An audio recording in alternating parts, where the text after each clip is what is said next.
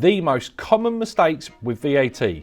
Follow my video for more. If you haven't yet, click the bell and subscribe to be notified every time we produce our best pieces of content. As I've said many a time before, VAT can be the most confusing tax. Now, there are a lot of common mistakes that are made with VAT returns. So follow my video and I'll explain all the mistakes that are made by small business owners like you. Mistake number one, entering the wrong VAT figure. This is easily done because we're human. We're not all perfect all the time. There are errors made. But the biggest mistake made on VAT returns is inputting the wrong figure. So when you're doing it, have you got someone that is competent that is putting in your VAT information, and do they know what they're doing to make sure you reduce the amount of mistakes to as little as possible?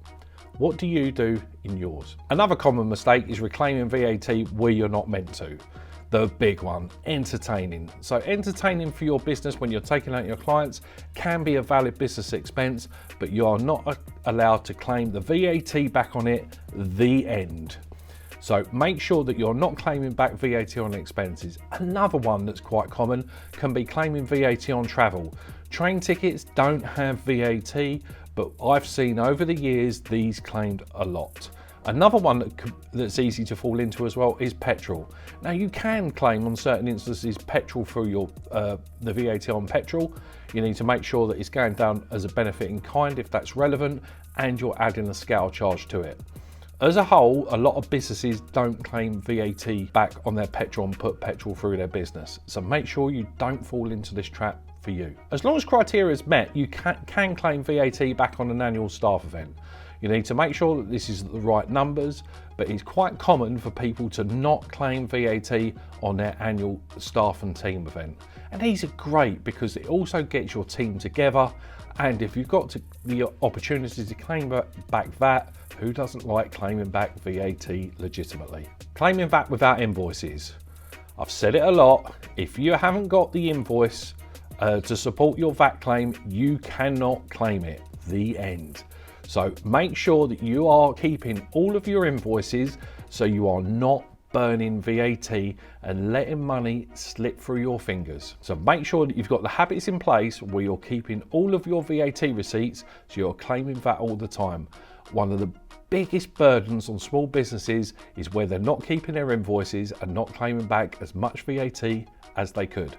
Are you? These are definitely not our clients, but some people are claiming VAT on late VAT returns and payments. On any type of penalty where you've broken the law, you do not get the tax relief, and you certainly would not get the VAT. Now, if you are late paying your VAT return and there's interest again is not VATable. So under no circumstances will interest will have any VAT that you can claim back. Don't fall into this trap for your business. Another problem is claiming bad debt relief too quickly on your sales invoices.